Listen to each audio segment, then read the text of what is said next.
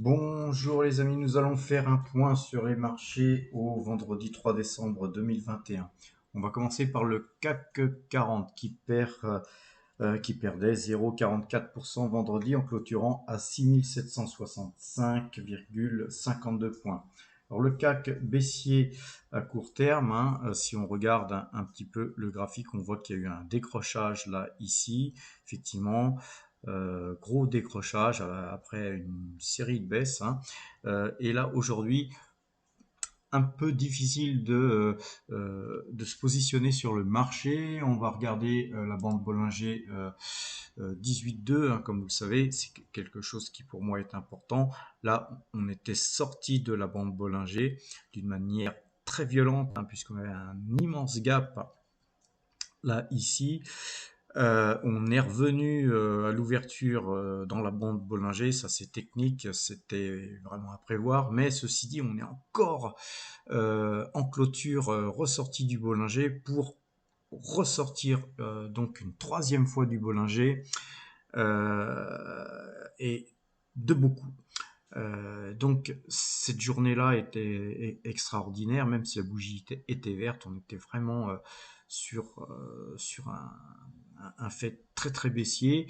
Mais le lendemain, effectivement, techniquement, ça c'est des situations que j'adore quand on fait du trading intraday, c'est qu'effectivement même sur des signaux extrêmement baissiers comme ça, on peut se permettre d'acheter parce qu'après il y a des remontées très très violentes comme on a pu voir ici. Alors, voilà, tout ça c'est du passé. Maintenant, ce qu'on voit, c'est que après cette vive remontée, le marché ensuite n'a fait que baisser, même si on a eu des velléités de hausse relativement importantes. Le marché a à chaque fois tiré les cours vers le bas pour finir donc vendredi avec moins 0,44% de baisse. Alors, je pense que le marché pourrait continuer à baisser parce que effectivement là on est vraiment sur une tendance baissière, c'est clair. Ceci dit, voilà, on va pas, enfin moi personnellement, je ne conseillerais pas de faire du trading dans un marché aussi volatile euh, pour les non avertis surtout. Maintenant, qu'est-ce que je pense du CAC 40? En fait, il faut se poser déjà des questions. Pourquoi le CAC a énormément baissé comme ça et est-ce que c'est légitime? En fait, les interrogations que se pose le marché sont légitimes ou pas. Alors, que se posent les opérateurs comme question?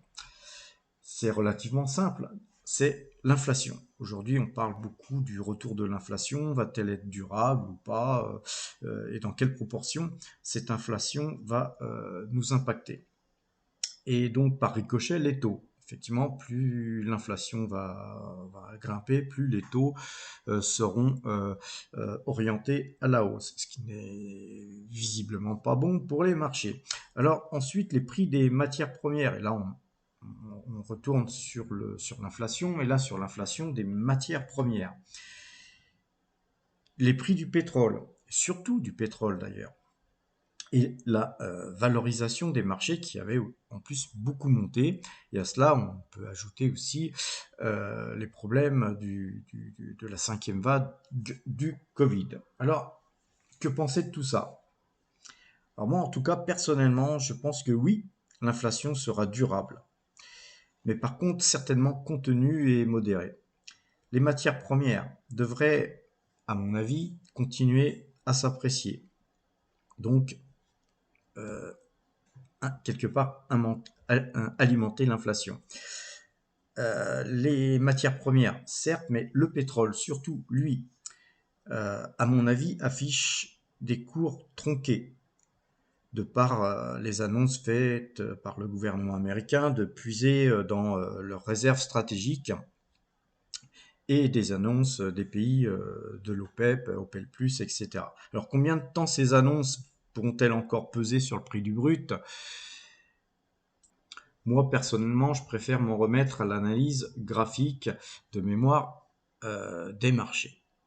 Alors juste pour terminer sur le CAC 40, là, moi perso, je vois que Directional Index Mouvement est vendeur. Je vais rester vendeur sur le CAC tant que Directional Index Mouvement de 12, hein, il faut paramétrer de 12 hein, si vous souhaitez suivre cet indicateur. Tant que cet indicateur est vendeur. Voilà. Alors on va regarder un petit peu les cours du pétrole. Alors voilà les cours du pétrole que j'ai affichés depuis 2017 hein, jusqu'à nos jours. En fait, on voit que sur les cours du pétrole, on a quasiment la même situation graphique que le CAC 40. C'est-à-dire que là, on a buté sur des plus hauts historiques qu'on n'a pas réussi à franchir. Et puis donc ensuite, bah, le pétrole a dégueulé hein, jusqu'au prix d'aujourd'hui.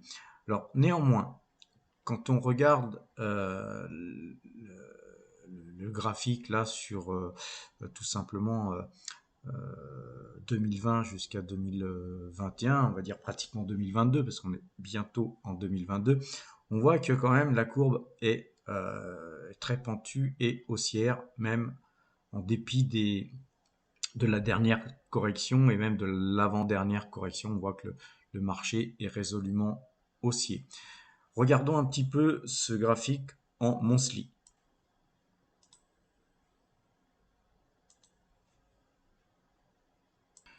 Donc voilà le graphique en monthly. On va se permettre tout simplement peut-être quand même de dessiner une petite droite. On va faire en bleu ici sur les plus hauts, hein, toute la masse des plus hauts qu'il y avait eu. Et on s'aperçoit qu'en fait, ici, on a eu une velléité de hausse tellement importante qu'on avait cassé ce trend. Donc ce trend a été cassé et visiblement la force n'a pas été suffisante pour aller plus loin et tout du moins les annonces gouvernementales américaines et autres ont pesé sur le marché à tel point que le marché a reflué sur des zones en deçà de ce trend. Malgré tout, moi perso, hein, je pense qu'il faut regarder de plus près cette analyse et on va repasser en daily. Et donc en daily, hein, quand on regarde les cours daily, on s'aperçoit qu'en fait, même chose comme le CAC 40, on a eu des sorties de Bollinger et là on revient dans la zone Bollinger. Par contre, le Directional Index Mouvement, lui, il est acheteur. Donc moi, dans l'état actuel des choses, je serais plutôt donc vendeur sur le CAC 40 et acheteur sur le pétrole, sur le Brent. Maintenant, jusqu'à ce que ce signal repasse baissier. On va regarder une autre chose qui est très intéressante. On va retirer le Bollinger, on va mettre la moyenne de 12. Et je retire le Bollinger ainsi que Ichimoku que j'ai mis par inadvertance. Là, personnellement, j'attendrais vraiment que la bleue recroise la rouge pour être fondamentalement très acheteur sur le pétrole. Pourquoi? Parce que la moyenne de 12 est une moyenne qui fonctionne très bien sur le pétrole. Regardez par exemple ce mouvement d'achat où on achetait à 72 et qu'on revendait en gros à 83.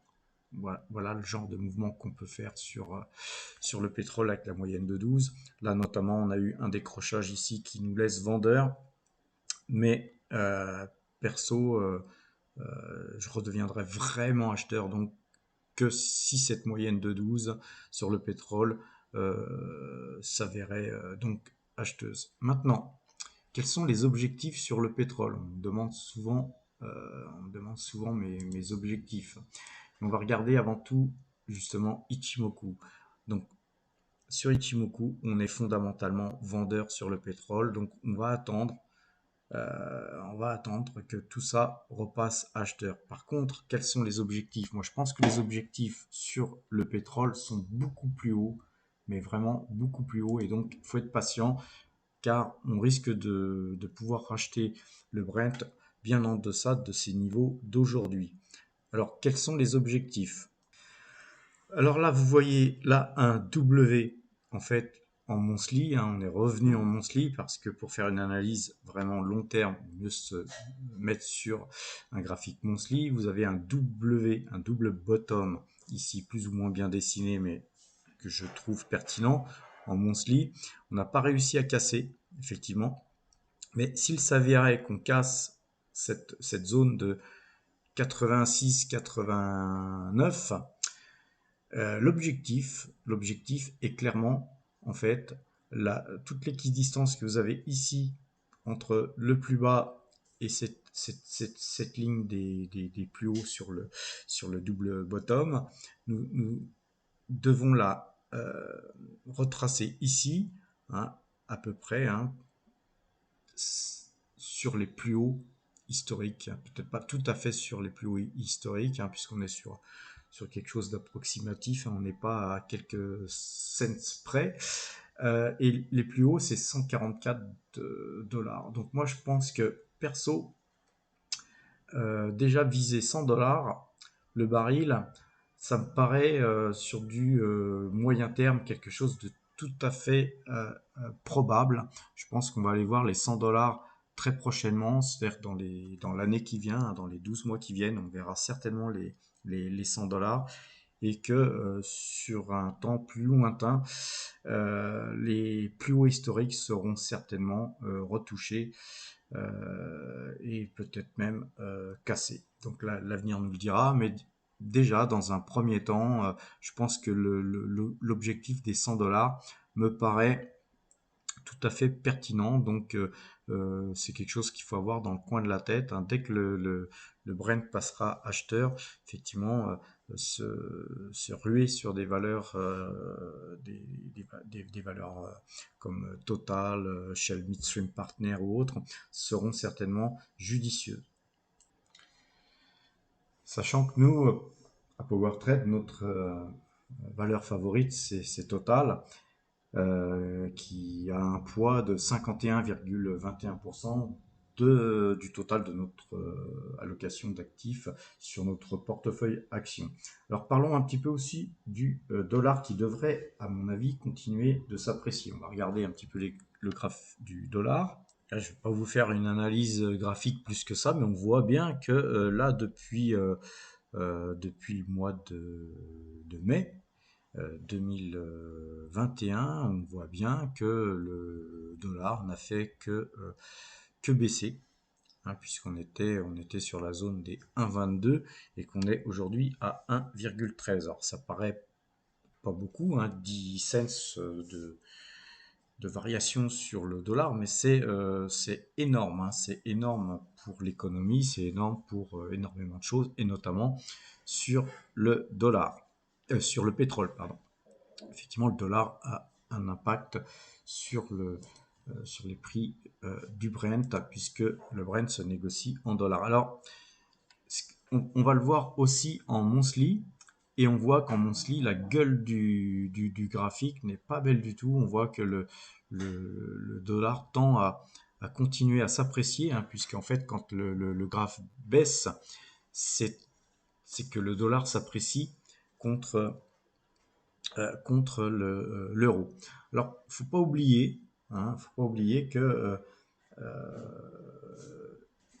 là, en fait, sur cette zone-là où on a déjà été, hein, et on va regarder les dates, c'était en 2017. Hein, en 2017, on était à 1,03, 1,05 entre. Donc on était presque à parité en fait, hein, et que dans les années 2001, 2002, le dollar était sous enfin on avait pour moins d'un dollar, on avait un euro. C'est-à-dire que le dollar était très fort et valait plus que la parité. Alors moi personnellement, je jouerais sur le dollar plutôt la parité. Je pense qu'un échange d'un contenu du graphique que vous voyez là, revenir sur cette zone-là de 0,99 1 dollar, me paraît très très raisonnable. Et le graphique nous indique que c'est très certainement par là qu'on va aller puisque la tendance est baissière, directional index mouvement est baissier, tout est orienté en ce sens. Par contre, si vous avez un portefeuille qui est relativement exposé au dollar, effectivement, votre portefeuille va s'apprécier et je vais vous le démontrer de par un petit fichier Excel.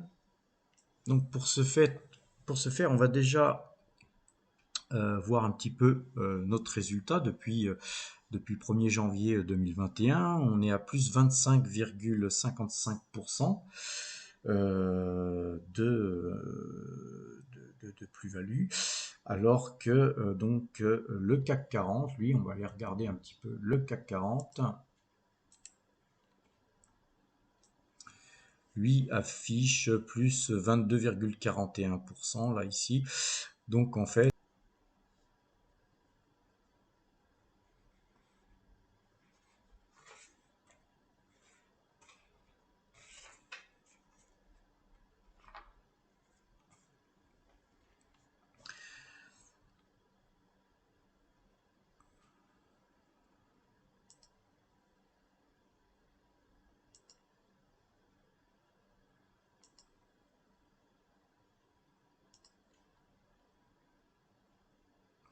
et donc j'étais en train d'aller voir quelque chose. Donc en fait là vous avez la liste de nos valeurs avec ici le prix des valeurs, les dividendes versés. Ce qui est intéressant aussi de mettre en parallèle dans le résultat de PowerTrade, c'est que en fait vous avez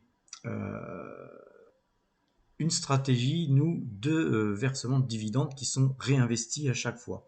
Donc tout ça nous amène à forcément superformer le CAC 40, puisque à chaque fois, nous, on essaye de se réinvestir dans des sociétés qui sont un petit peu sous-valorisées par rapport à ce qu'on pense qu'elles valent.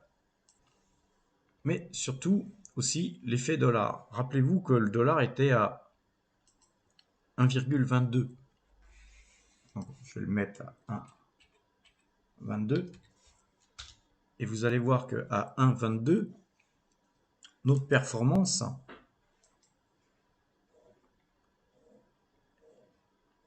elle serait à 24,38%.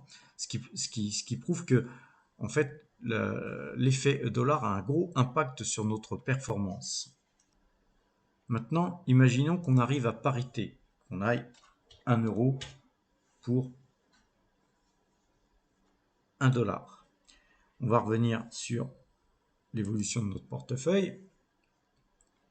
Et là, par contre, on serait à 27,68%.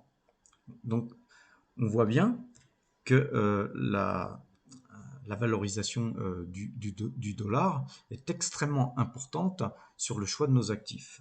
Donc, n'oubliez pas, quand vous diversifiez, d'avoir, comme vous le voyez ici, on est, nous, surtout en euros en fait, hein, mais on a un portefeuille, je pense, très proche de 16% en dollars, et puis on a aussi quelques valeurs, et là ça ne représente pas grand chose, hein, ça représente 1% de notre portefeuille en yens et en dollars Singapour. Alors on va voir un petit peu nos tops et nos flops, hein, puisqu'on est pratiquement en fin d'année. En fait, nos tops, donc comme je le disais tout à l'heure, c'est Total, c'est Coface, on a AXA aussi qui a bien performé, Pfizer et Falcon Mineral qui avait été vendu et racheté là cette semaine, puisqu'en fait je vais vous montrer le graphique de Falcon Mineral tout à l'heure. Mais ce sont vraiment les valeurs qui ont tiré notre portefeuille vers le haut et qui nous ont permis d'afficher un peu plus de 25% de hausse et donc dans les faits un peu plus de 130 000 euros de gains cette année pour l'instant, puisque l'année n'est pas terminée bien évidemment. Alors le poids total AXA et Coface, ça représente 63,48% du total de notre portefeuille. Donc c'est clair que c'est grâce à ces trois valeurs-là qu'on affiche un tel résultat. Quels sont nos flops? Alors les flops, c'est Orange, Bouygues et Exobionic. Alors Exobionic, c'est une ligne qui est microscopique, donc on n'en parlera même pas, mais c'est vraiment un flop.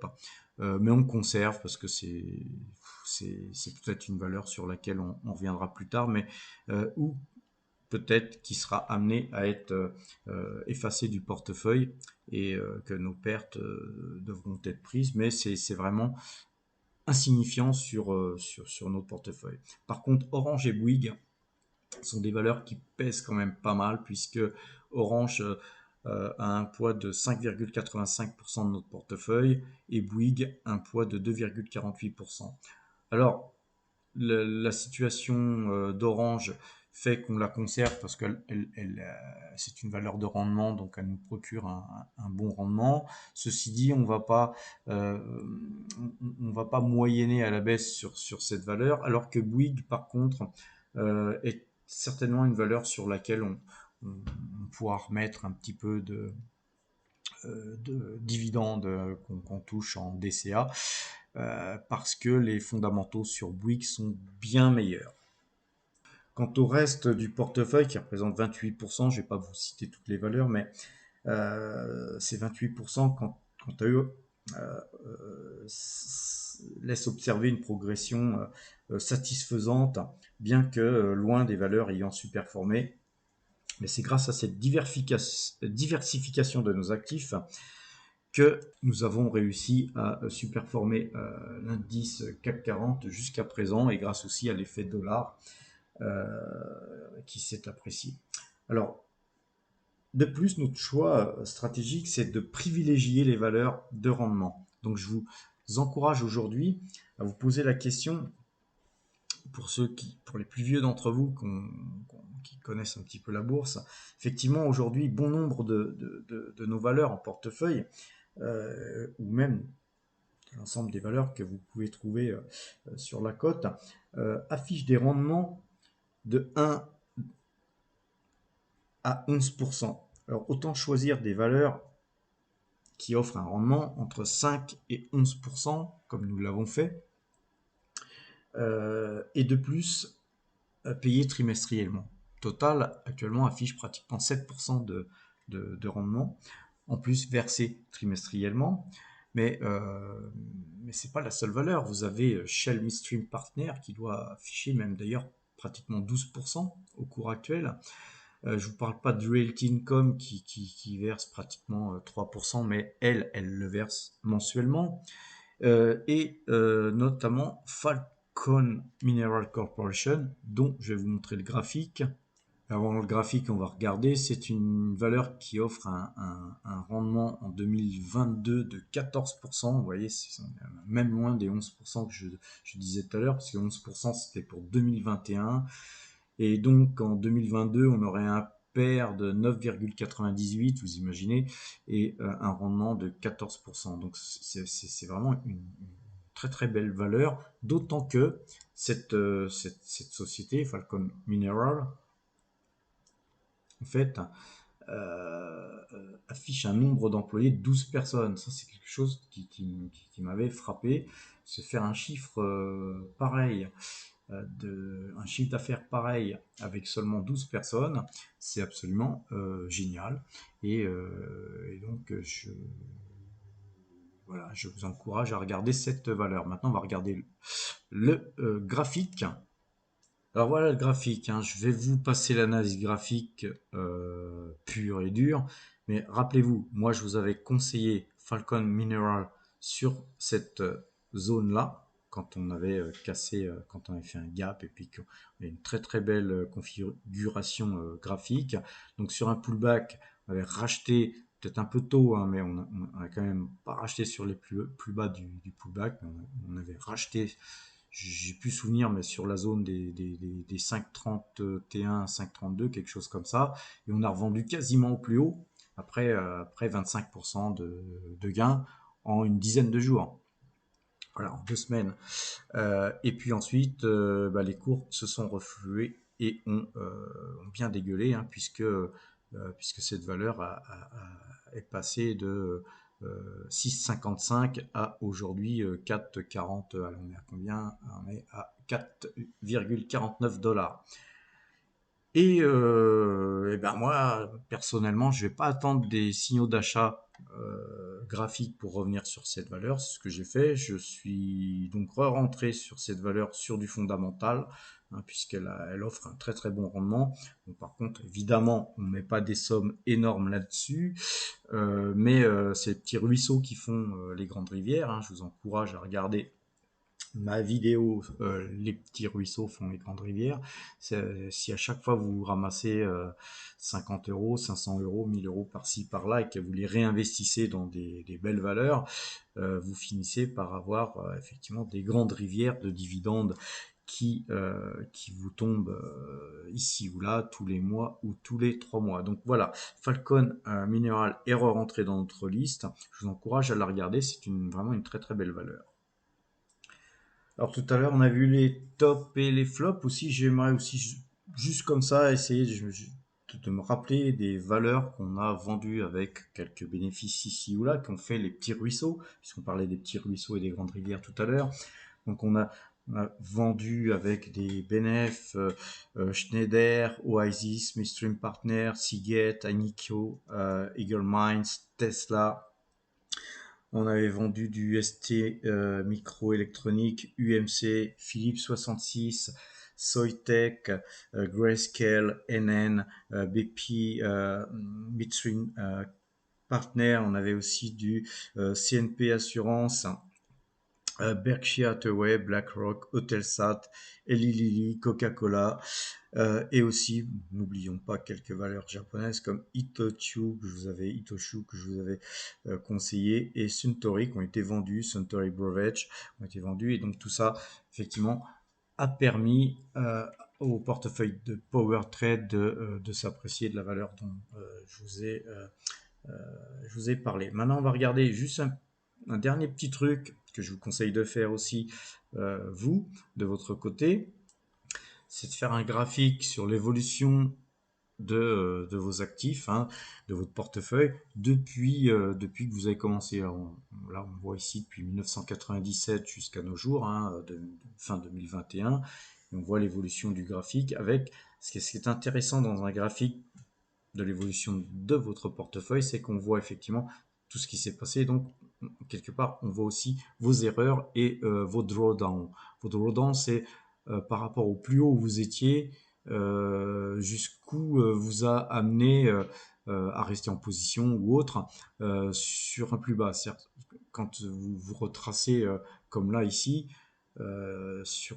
après 2008, hein, sur la zone 2008, on voit que moi personnellement, après 2008, j'ai beaucoup souffert, énormément souffert, voire jusqu'à 2015. C'est-à-dire que ça a été de faire de la DCA pendant pratiquement 7 ans, avec une baisse consécutive de votre portefeuille pendant quasiment 7 ans, sans discontinuer, pour ensuite, effectivement, avoir une belle hausse qui nous a permis de justifier en fait cette période difficile. Alors effectivement, dans cette période-là, j'aurais certainement pu mieux gérer pendant ces 7 années-là, et j'aurais donc certainement plus d'argent aujourd'hui si j'avais mieux géré pendant cette période de crise. Même chose ici, on a eu une petite difficulté passagère. Et puis là aussi, on voit bien la crise du Covid qui nous a même pendant un certain temps fait perdre 200 000 euros sur quasiment un mois ou deux. Et puis ensuite, une reprise très rapide de la situation. Ce qu'on voit sur un graphique comme ça, c'est que si vous opérez peu ou prou comme je vous encourage à le faire, votre portefeuille, il passe de quasiment 100 000 à 800 000 en l'espace de toutes ces années. Et en l'occurrence, 24 années. Alors, comme je vous le montre pratiquement chaque semaine, de pouvoir regarder une photo de votre portefeuille à l'instant T, c'est quelque chose qui est quand même très important. et motivant puisque vous avez effectivement sous les yeux l'ensemble de vos valeurs et celles qui performent, celles qui performent pas.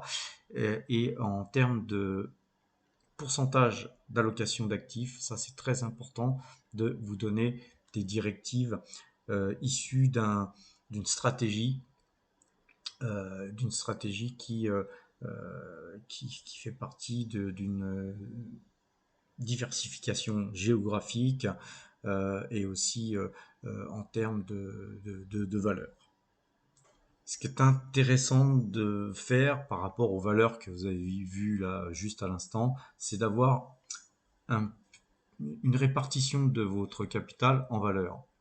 Valeurs mobilières, là ici, on voit que Total, ça pèse 51% du capital. On voit qu'ensuite AXA, ça pèse 6%, Orange, Coface, Shell Midstream, Taiwan Semiconductor. Et là, on voit vraiment que ça fait partie, tout cet anneau-là fait partie des grosses allocations d'actifs. Ensuite, on voit que ça se réduit après quand on voit Taiwan Semiconductor, après Bouygues, L'Oréal, tout ça, Imerys, Kimberly Clark Corporation, GTT et les cryptos qui ne font pas plus d'1% de notre portefeuille à l'heure actuelle.